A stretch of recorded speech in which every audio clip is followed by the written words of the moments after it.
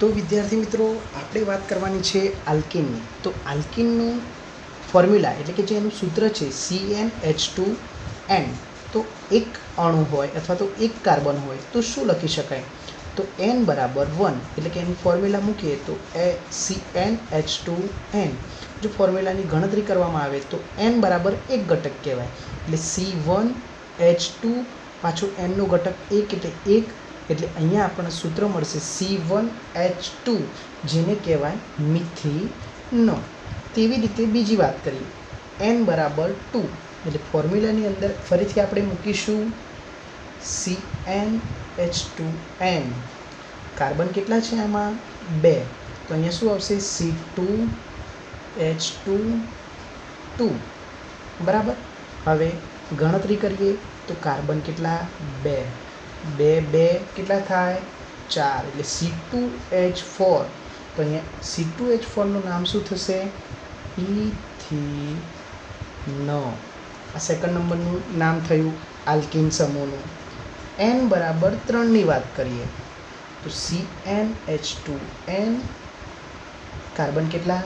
3 એટલે C3H2 carbon 3 એટલે શું થશે? C3 3 2 6 એટલે C3H6 શું કહેવાય? પ્રોપીનો. n બરાબર 4 હોય ત્યારે CnH2n C4H24. કાર્બન કેટલા? C4 અને 4 2 8 એટલે શું થશે? H8. પ્રોટીન પછી કોણ આવે? બ્યુટીનો.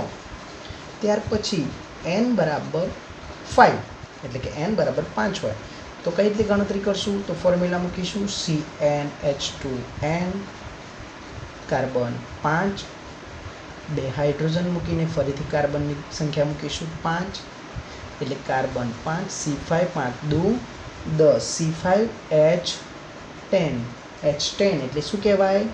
પેન્ટીન. આ આલ્કિનનો 5મા નંબરનો ઘટક કહેવાય જેને આપણે વાત કરીએ છીએ પેન્ટીન. ત્યાર પછી n બરાબર 6 હોય તો શું લખાય? CnH2n ઘટક એટલે કે કાર્બનની સંખ્યા 6 હાઇડ્રોજન 2 અને જેટલા કાર્બન છે તેટલા કેટલા કાર્બન મૂકવાના? તો કે 6 મૂકવાના. તો ગણો કાર્બન 6 6 2 12 એટલે H12. પેન્ટીન પછી કોણ આવે? હેક્ઝીન. હેક્ઝીનો. રાઈટ. n બરાબર 7 ની વાત કરીએ તો CnH2n C7H2 7 એટલે કાર્બન કેટલા? 7 અને 7 2 14 હાઇડ્રોજન એટલે C7H14 શું કહેવાય? હેપ્ટીન. હેપ્ટીનો. ત્યાર પછી n બરાબર 8 એટલે કે CnH2n તેનું ફોર્મ્યુલા અને C8H28 કેલ્ક્યુલેશન કરીએ. કાર્બન કેટલા છે? તો 8 અને 8 2 16 તો હાઇડ્રોજન કેટલા થયા?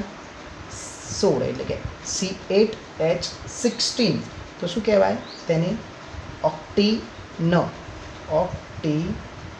તરીકે ઓળખીએ છીએ. ત્યાર પછીની ફોર્મ્યુલામાં જોવા જઈએ તો કાર્બનના ઘટકો 9 n બરાબર 9 CnH2n ડેશ કાર્બનના અણુ 9 H2 9 એટલે અહીંયા મૂકીશું CN 9 2 18 H18. ઓક્ટીન પછી કોણ આવે? નોનીનો. ત્યાર પછી આપણે છેલ્લો ઘટક જોવા જઈએ n બરાબર 10 હોય તો શું બને? તો CnH2n તેની ફોર્મ્યુલા કાર્બનના ઘટકો અને કાર્બનના ઘટકો જોડીને કેલ્ક્યુલેશન કરીએ તો કાર્બન અહીંયા 10 અને હાઇડ્રોજન 10 2 20 C10H20 તો શું બને? ડેકીનો. તો વિદ્યાર્થી મિત્રો આ આપણે અત્યારે હાલ આલ્કિનની વાત કરી અને હજી આપણો છેલ્લો ઘટક બાકી છે તેનો અભ્યાસ કરી લઈએ. તે છેલ્લો ઘટક છે તેનું નામ છે આલ્કાઇન. તો જોઈએ આલ્કાઇન જેનું ફોર્મ્યુલા છે CnH2n-2, એટલે કે અણુઓની સંખ્યા છે એમાંથી -2 થાય છે. પરંતુ વિદ્યાર્થી મિત્રો આની અંદર n બરાબર 1 વાળો ઘટક જોવા મળશે નહીં. એટલે કે જે મિથિન અથવા તો મિથેન અથવા તો મિથાઇન ત્રણેયની વાત કરીએ છીએ એવી રીતે આની અંદર એકની ગણના કરવામાં આવતી નથી. એટલે અહીંયા સીધું તમારે n બરાબર 2થી એટલે કે n બરાબર 2થી શરૂ કરવું પડશે. તો શું કરીશું? તો CnH2n બરાબર અહીંયા આપણે સૂત્ર મૂકીએ CnH2n-2. તો ઘટક પ્રમાણે આપણે વેલ્યુ મૂકીએ તો C કાર્બન કેટલા છે અહીંયા 2, તો C2H2 પાછા અહીંયા કેટલા મૂકીશું 2 -2, એટલે શું થશે? કાર્બન C2 2 2 4, 4માંથી 2 જાય એટલે કેટલા રહે? તો કે 2 રહે. એટલે C2H2 શું નામ થશે? એથાઇન. ત્યાર પછીની વાત કરીએ n બરાબર 3, તો CnH2n-2. ફરીથી કાર્બન મૂકીએ અહીંયા C3H2 એટલે અહીંયા કાર્બન કેટલા છે? C3 અને 3 દુ 6 -2, 6માંથી 2 જાય એટલે કેટલા વધે? તો કે 4. તો C3H4 એને શું કહેવાય? પ્રોપાઇન. ત્યાર પછી વાત કરીએ n બરાબર 4, તો CnH2n-2, તો C4H2 તો કાર્બન 4 છે એટલે C4. હવે 4 દુ 8, 8માંથી -2 જાય એટલે કેટલા રહે? 6. તો H6, C4H6.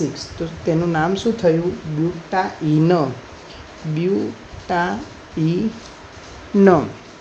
ત્યાર પછી વાત કરીએ n બરાબર 5, એટલે કે જેની અંદર 5 અણુ હોય તો તેને શું કહેવાય? તો CnH2n-2, C5H25-2, એટલે કાર્બન અહીંયા કેટલા મૂકીશું? 5. C5 5 દુ 10, 10માંથી 2 જાય એટલે શું રહે? 8. તો H8, C5H8 એટલે એને શું કહેવાય? પેન્ટાઇન.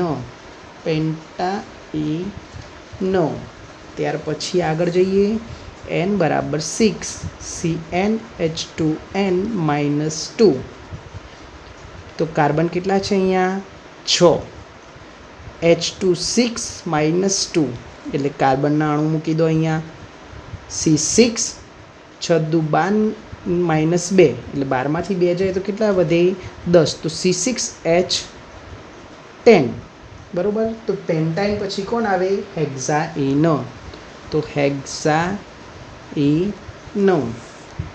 N7ની વાત કરીએ કે જેની અંદર અણુઓની સંખ્યા 7 હોય તો તેને કઈ રીતે લખી શકાય? તો N7 બરાબર CnH2n-2, C7H27-2 એટલે કાર્બન 7 અને 7 દુ 14 -2, 14માંથી 2 જાય તો કેટલા રહે? 12. તો C7H12 એટલે આપણને શું કહેવાય વિદ્યાર્થી મિત્રો? હેપ્ટાઇન.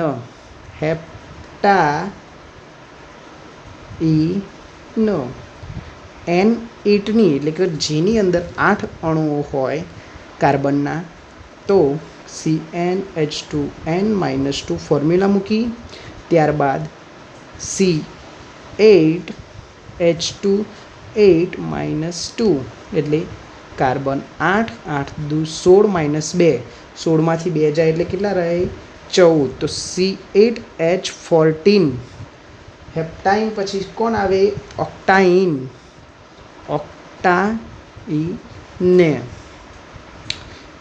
N9ની વાત કરીએ તો CnH2n-2, તો C9H2 9 બરાબર. તો અહીંયા કાર્બન 9, 9 દુ 18, 18 - 2, 18માંથી 2 જાય તો કેટલા રહે? 16. C9H16, તો C9H16નું નામ શું કહેવાય? નોનાઇન.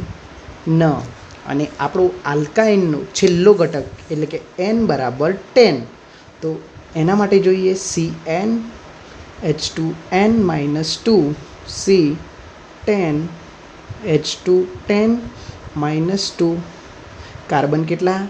10, અને 10 દુ 20 - 2, 20માંથી 2 જાય તો કેટલા રહે? 18, તો H18, તો C10H18 એટલે શું કહેવાય? ડેકાઇન. તો વિદ્યાર્થી મિત્રો, અત્યારે હાલ આપણે હાઇડ્રોકાર્બન વિશે અભ્યાસ કર્યો, જેની અંદર આલ્કાઇન, આલ્કીન અને આલ્કાઇન વિશે સવિસ્તાર આપણે અભ્યાસ કર્યો છે. મને લાગે છે કે તમને સંપૂર્ણ માહિતી અહીંયા મળી હશે. જો કંઈ ઉણપ લાગે તો તમે મને કહી શકો છો.